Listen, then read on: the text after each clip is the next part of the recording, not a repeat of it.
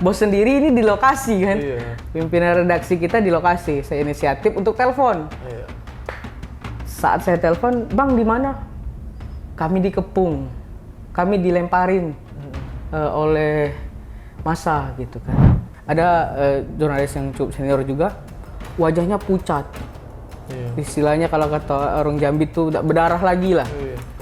Ketakutan.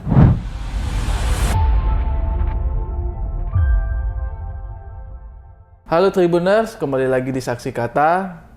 Bersama saya Tommy Kurniawan. Kita akan membahas seputar aksi demo yang terjadi pada Sabtu dini hari. Seperti kita ketahui, demo pada Sabtu dini hari cukup menghebohkan publik, khususnya warga Kota Jambi, karena sempat terjadi bentrok antara massa dan aparat kepolisian dan TNI. Bagaimana kronologi kejadian awal hingga tengah malam atau dini hari? Kali ini kita ada Rifani Halim, wartawan Tribun Jambi yang sebelumnya meliput mulai dari siang sampai dini hari di lokasi kejadian. Halo Bang Rifani. Ya, terima kasih Bang Tommy. Ya, Bang Tommy, kebetulan saya pada aksi pada Jumat pekan lalu itu saya datang sekitar jam 3 sore melihat kondisi di Telanai. Saya tepatnya posisi saya tuh di samping kantor DPRD Provinsi Jambi. Berarti sebelumnya sudah ada informasi bakal ada demo berarti ya? Ya, kita dapat informasi bahwa dari kantor juga ada jurnalis-jurnalis kita, ada sekitar 4 orang ya di sana di lokasi, dan saya menyusul.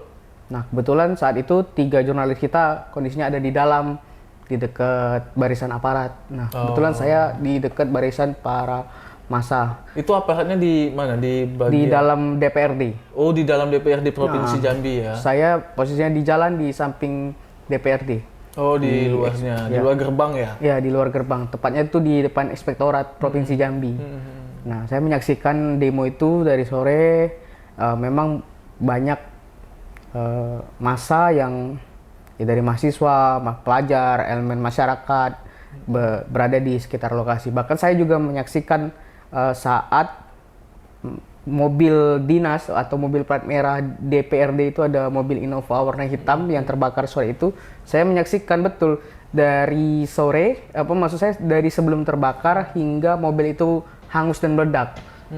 Jadi memang sejumlah mahasiswa ini sempat melarang bahwa ada sejumlah dia remaja atau apa ya, kita nggak bisa pastikan, itu sudah melemparin oknum lah ya. Ya bisa jadi ya, ada beberapa massa tuh yang remaja lah bisa saya katakan, ini melempar-lemparin lah awalnya. Sempat dilarang oleh para mahasiswa agar tidak melakukan pelemparan yang atau merusak fasilitas di gedung DPR. Kebetulan memang mobil itu di dekat parkiran bawah gitu ya. Tergambar mungkin karena terlihat dari jalan. Iya. Nah, di situ ada seseorang yang ya, badannya cukup kecil, masih remaja mungkin, pakai jaket warna seperti ya apa ya, coklat gitu, dengan menutupin badannya kecil. Dia mencoba untuk membakar itu. Percobaan pembakaran itu cukup lambat sebenarnya. Jadi sekitar 2 kali dia untuk mencoba pembakaran.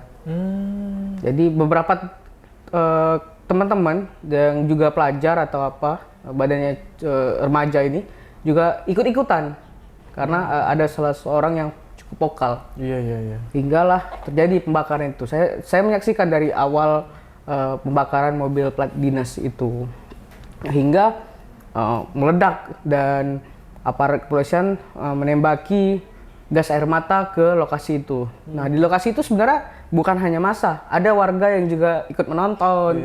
Kemudian ada warga yang awalnya mau lewat berhenti dulu untuk memastikan bisa atau tidak, ternyata akhirnya putar arah. Karena memang jalan di situ tidak ada dibatasi. Nah, jadi masyarakat kebingungan ini bisa lewat atau enggak di simpang 4 dekat rumah sakit umum. Nah, terjadilah pembakaran dan hingga meledak. Berjalannya waktu ya cukup alot, gimana gitu.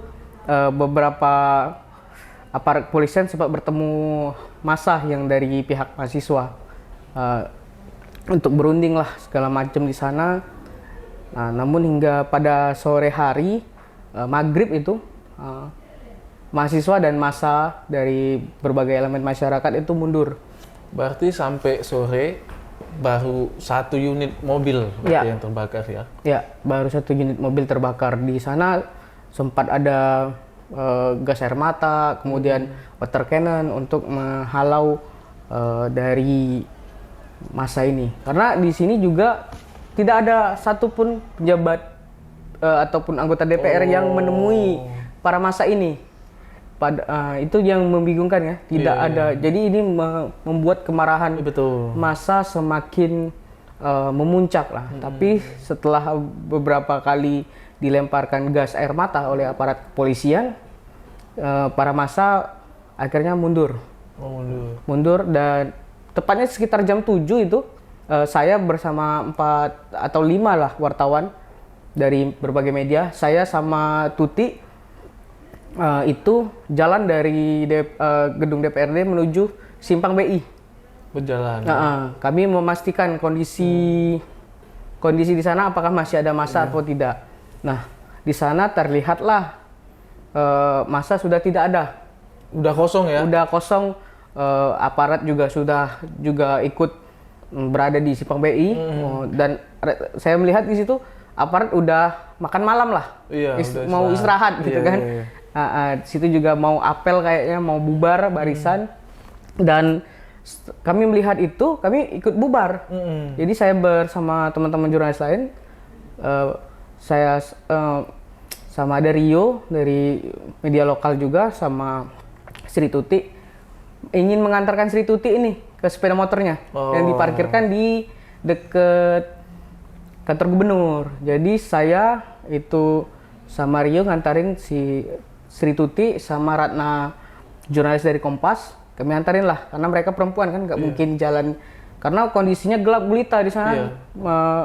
Penerangan sengaja dimatikan biar nggak terjadi lagi lah massa. Nah, setelah itu kita antarkan, ya setelah nganterin, kita pikir mereka pulang nih. Karena saya sama Rio ya, setelah nganterin mereka berdua ini, ya udah kita pulang gitu kan. Pulang lah, saya juga pulang, si Rio juga pulang. Nah, setelah beberapa jam ya saya makan, kemudian sempat ngopi, saya bersantai lah. Masih di lokasi situ ya? Enggak, saya udah pulang nih. Enggak di lokasi. Enggak, di lokasi saya bersantai, udah mandi, bahkan sekitar jam 10 saya dijapri oleh koordinator liputan, Mas Duanto. Pan, ini Sri Tuti sama Gustung nggak ada kabar. Jurnalis perempuan kita nih ada 2 orang, kok nggak ada kabar kan? Kemudian nggak lama berselang, Pimpret kita juga nelpon bahwa ini kok nggak ada kabar dari 2 jurnalis perempuan Tribun. Nah, saya udah bilang sama Mas Duanto, koordinator liputan kita, bahwa saya sudah mengantarkan Tuti pada jam 7 atau jam 8 malam itu ke parkiran motor agar dia pulang. Nah, tetapi ternyata nggak tahu kenapa tiba-tiba si Tuti dapat informasi. Saya telepon lah ke Ratna tadi, jurnalis dari Kompas TV. Saya memastikan di mana posisi Tuti karena nggak aktif. Bang, jawaban dari Ratna, kami di Kejati, Bang. Ternyata belum pulang. Mereka hanya cari makan. Ya saya pikir juga mereka juga menganggapan masa ini udah kelar, udah selesai. Nah, saya tidak tahu detail pasti mengapa masa ini kembali, dan kita juga tidak sempat untuk mewawancarai masa di sana. Jadi saya merapatlah ke Kejati karena ada sejumlah, maksud saya ada banyak ya wartawan di sana, ada sekitar 8 orang.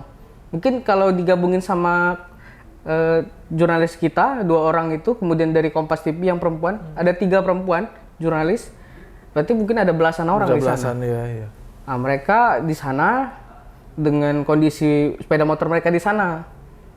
Nah, setelah itu pimpinan redaksi kita, Mas Yoso juga merapat ke lokasi.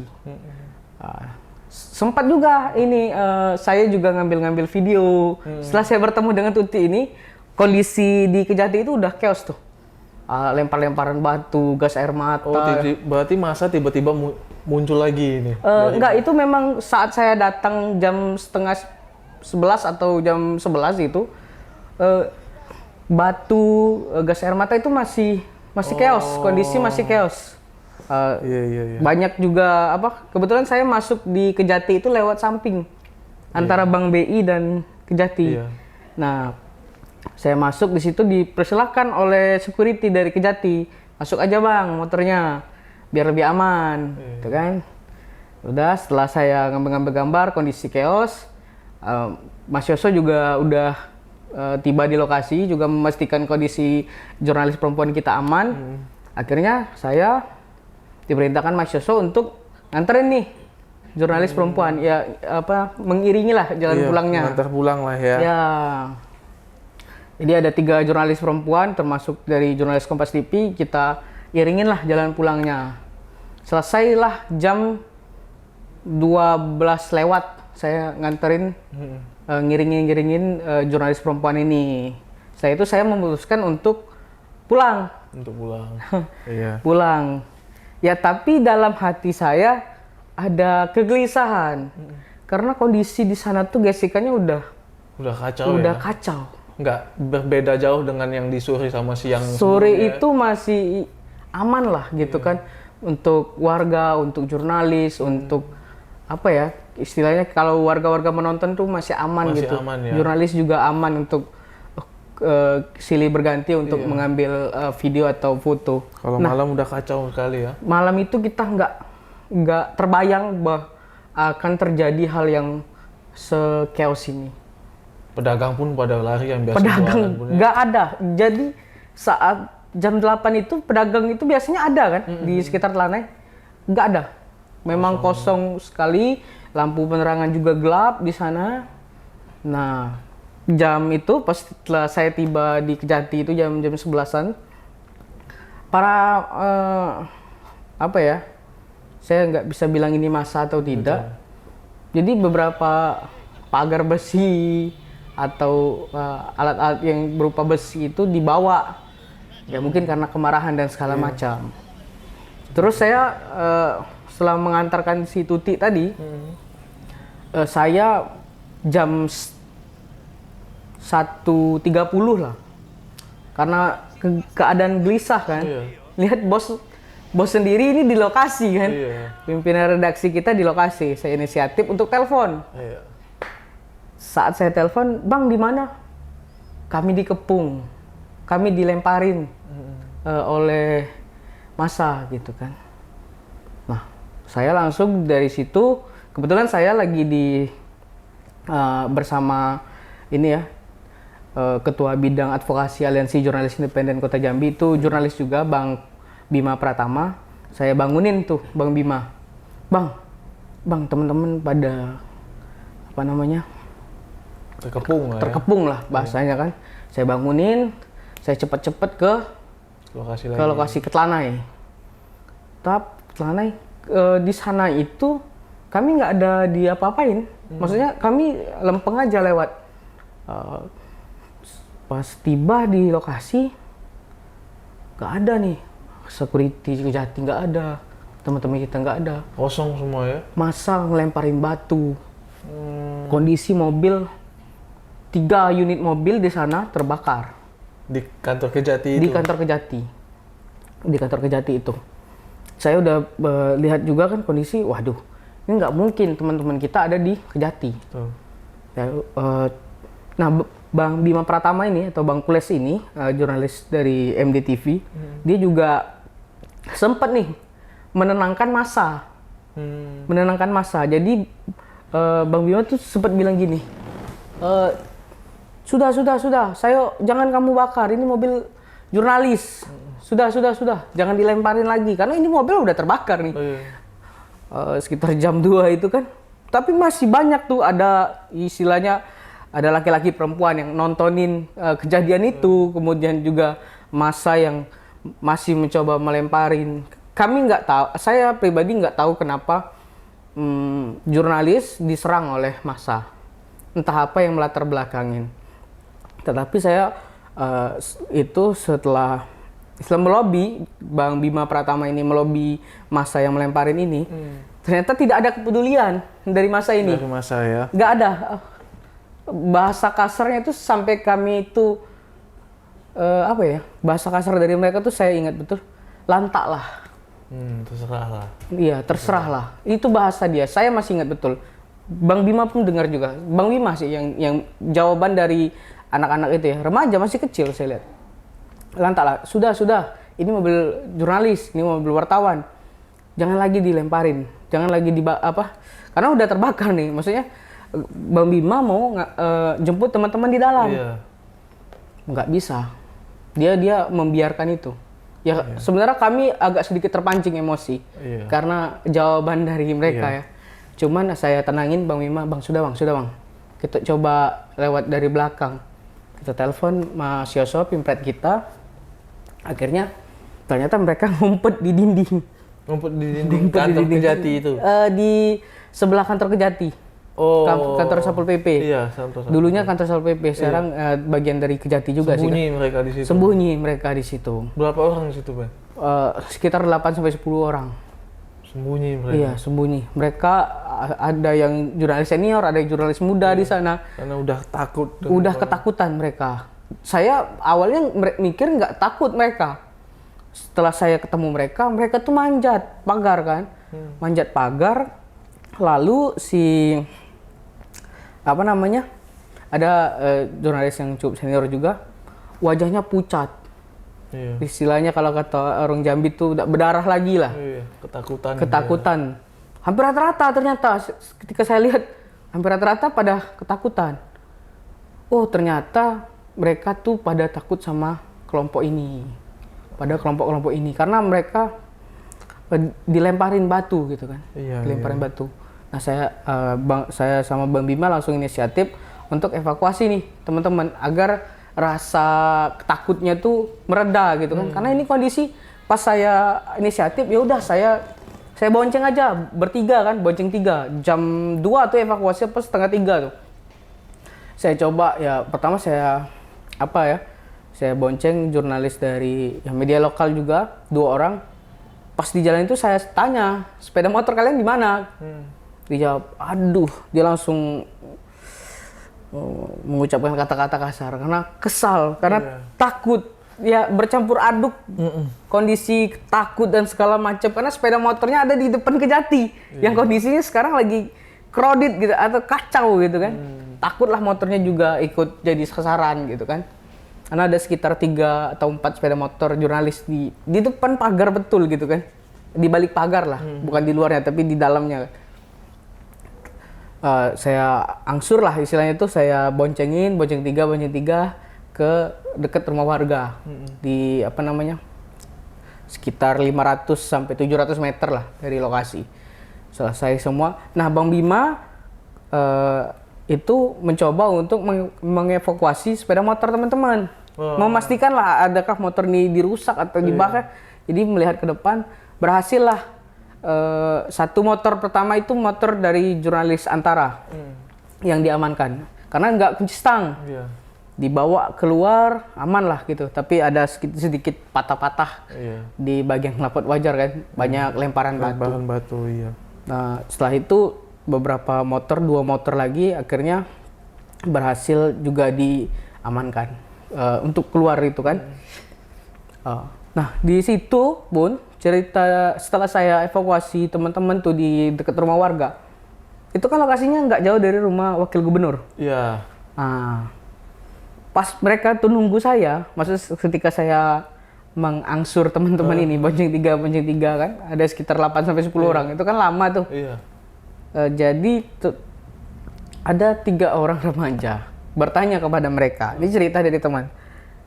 Kalian intel ya? Enggak. Jadi mereka ini karena kami wartawan gitu.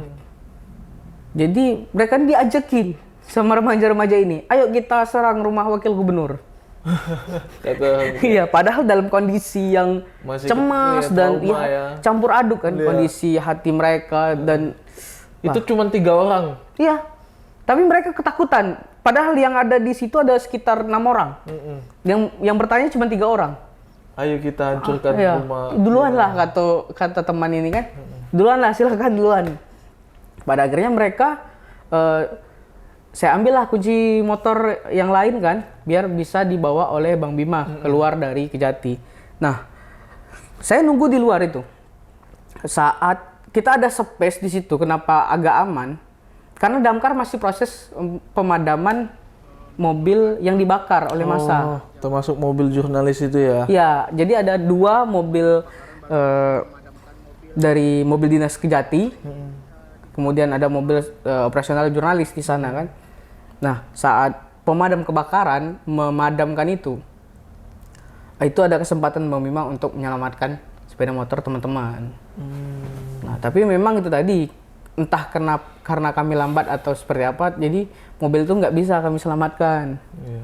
Ya, karena kan kita respect lah pasti. Mobil jurnalis juga kan sesama profesi pasti peduli kan. Oh nggak bisa, yang penting udah setelah motor kami selamatkan, akhirnya kami memutuskan lah. Itu sampai ada yang sepatunya hilang loh.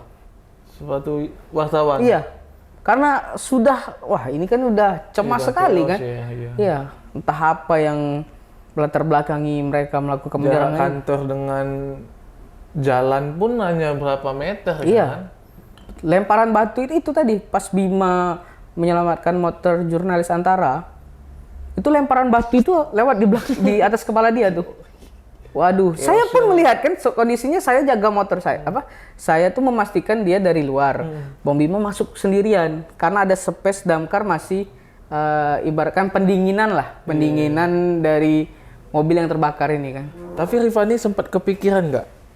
Atau aku coba minta tolong sama pihak kepolisian untuk menyelamatkan wartawan? Ini kan wartawan kan soalnya. Iya. Di sana kondisinya di areal di belakang itu gimana ya? Atau memang polisi yang itu tuh juga Polisi terkepung juga? di arah sana, di dekat DPR. Oh, Nggak ada di sekitar Kejati itu, nggak ada. Jauh ya. Mungkin ada, tapi ya kami nggak bisa memastikan. Iya, Jadi nggak bisa minta pertolongan dan gimana, karena ya jurnalis bantu jurnalis lah, yang paling pertama kan. Betul. Jadi nggak tahu juga teman-teman yang 8-10 orang ini menghubungi siapa. Iya. Tapi karena Pimpret kita ngubungin saya duluan atau saya ngubungin Pimpret, jadi saya cepat ke lokasi kan, karena jarak juga dari Mayang ke Telana itu agak deket lah kan. Iya. Karena ngebut kondisinya. Tapi waktu mobil itu terbakar, ada damkar, justru masa ini agak reda. Kedatangan damkar itu ya? Kedatangan damkar ini. Nggak diserang lah damkar ini kan. Iya. Jadi damkar memadamkan itu. Tapi setelah api padam, Serang lagi. masih ada beberapa, nggak banyak ya, masih ada beberapa batu-batu Itu jam berapa itu udah? sekitar jam 2:30 atau jam 2 subuh. Dari pihak aparat kepolisian gimana tindakan mereka? Atau masih posisi bertahan, atau masih tetap menembak gas air mata, atau udah nangkap Kalau oknum-oknum? saat itu kami nggak menyaksikan betul. Karena sudah menyelamatkan itu Iya, semua. karena posisinya gimana nih teman-teman selamat dari betul. ya mereka kondisinya pasti cemas, campur aduk, ketakutan. Nggak bisa dan pulang kan? Iya, terlebih kan sepeda motor mereka.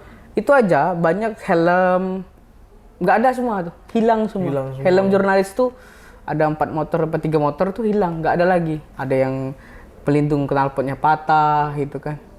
Ya, segala macem lah. Karena kondisi yang cukup kacau itu. Pada akhirnya, nah ini ada hal lucu juga sebenarnya. Karena ketakutan yang sangat mendalam bagi para jurnalis ini. Ketika saya menyelamatkan motor terakhir itu sama Bang Bima, kami menuju lokasi yang saya antarkan awalnya tuh. Tempat rumah-rumah warga kan. Iya. Kok nggak ada nih orang? Saya pikir kan. Di mana posisinya? Nggak ada, di sepanjang jalan tuh nggak ada. Ternyata yang saat itu dia ngumpet ada di bawah batang rambutan atau apa. Kondisinya gelap. Untuk menghindari anak-anak remaja yang kita nggak tahu nih Iya, iya. dari mana. Pada akhirnya masih takut ternyata Warga mereka itu nih. ya? Enggak, ini si Wartawannya masih traumanya berarti ya? masih trauma nih para wartawan. Kalau dari wajahnya, saya nggak mungkin kan bertanya di saat kondisi begitu. Saya bertanya, apakah kamu baik-baik saja? Kan tidak mungkin kan. Jadi akhirnya kami memutuskan untuk bergeser lah ke kantor media lokal yang terdekat di sana. Tapi kami mencari jalan yang sangat sepi, yang kami nilai itu sangat aman. Jadi kami di Karya lah tepatnya kan, di dekat kantor pajak kami ke sana. Oh ternyata nggak ada yang bukain pintu.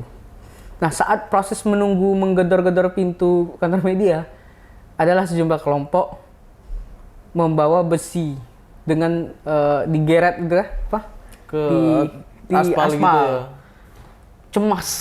Nih teman-teman, saya pun ikut cemas. Saya kondisinya dibilang kuat juga saya cemas, dibilang apa? Karena kan kalau teman kelompok kita juga cemas, pasti kita ikutan kan. Secara nggak langsung psikologi kita juga ikut gitu kan.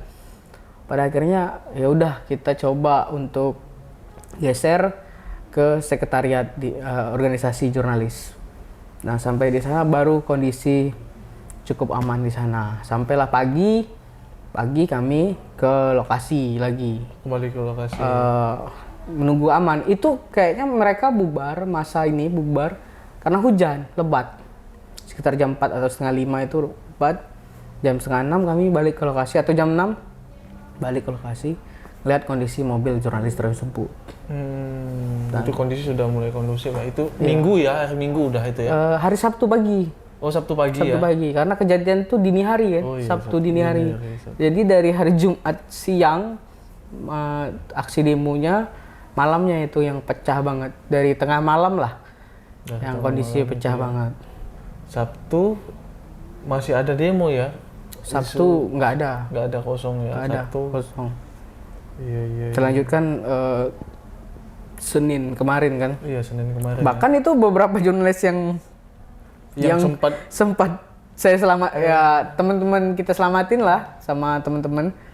Mereka masih liputan. Masih liputan. Masih mencoba. Padahal ya saya secara pribadi sebenarnya jujur agak takut kan. Tapi mereka masih ada di lokasi, saya lihat kan.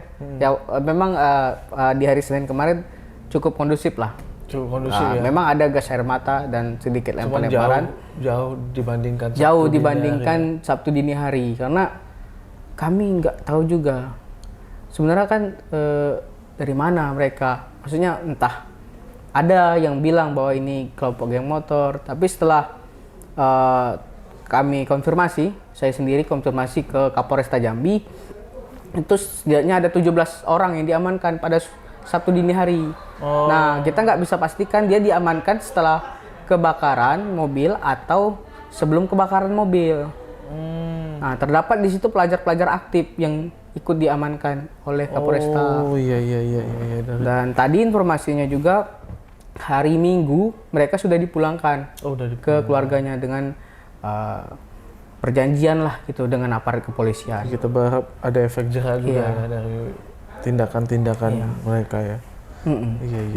Dan itu tadi kami juga kenapa nih anggota DPR dan pejabat publik di Provinsi Jambi tidak menemui mereka hingga akhirnya mereka panas dan ada mungkin provokator yang kita nggak bisa juga bilang ada provokator atau tidak, apakah ini memang kemarahan dari massa, apakah ini ada provokator, tapi kenapa pejabat publik di Provinsi Jambi tidak memberikan sikap. Iya, kan pada akhirnya kan yang berdampak kan ya termasuk jurnalis juga ya. Jurnalis, masyarakat umum bisa jadi kan. Iya. Karena ternyata kan ada 2 mobil Kejati, 1 mobil DPRD, mobil dinasnya, kemudian mobil jurnalis. Kabarnya juga ada 1 sepeda motor milik polisi yang dibakar ya. Mungkin kalau ketika aksi demo itu dihadirin, tiba-tiba datang ada 1 pejabat atau anggota dewan, kita nggak tahu misalnya. Mungkin kejadian nggak separah itu. Tapi ya kalau dia bagusnya dia nemuin itu pada sore hari. Betul. Mungkin nggak bakal serumit ini. Iya.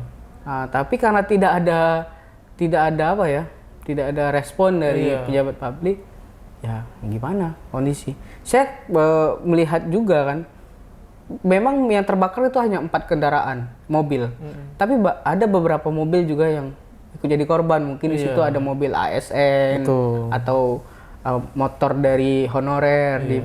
Maksudnya ini kan juga jadi rugi lah, Iya. honorer di sana yang memang bekerja gitu kan.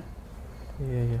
Kedepannya Peng gimana Peng? Harapannya Peng? Ya saya berharap pejabat publik di Provinsi Jambi lebih peka terhadap kejadian-kejadian ini. Jangan sampai ya ada korban lagi kan. Betul. Baik kekerasan fisik maupun kekerasan terhadap kendaraan maupun psikologi. Ini kan yang paling terkena psikologinya ini jurnalis. Iya betul.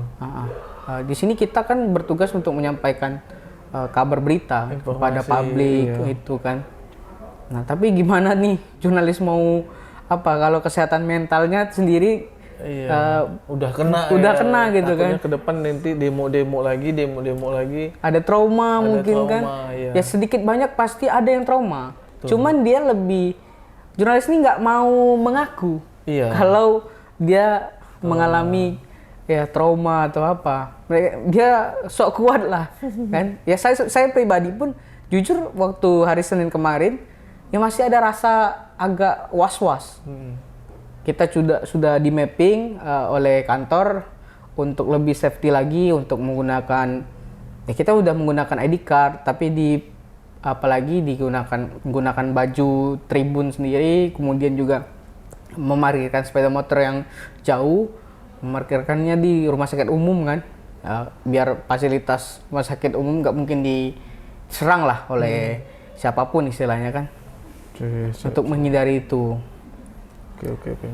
Terima kasih, Peng, untuk informasi lengkapnya, kronologi dari awal sampai akhir. Ya, kita berharap ya Jambi, khususnya kota Jambi, demonya nggak kayak kemarin ya, Peng. Ya. Agar suara yang disampaikan benar-benar masuk untuk pejabat-pejabat kita. Oke lah Tribuners, inilah akhir dari program Saksi Kata. Saya undur diri. Assalamualaikum warahmatullahi wabarakatuh. Download Tribun X sekarang. Menghadirkan lokal menjadi Indonesia.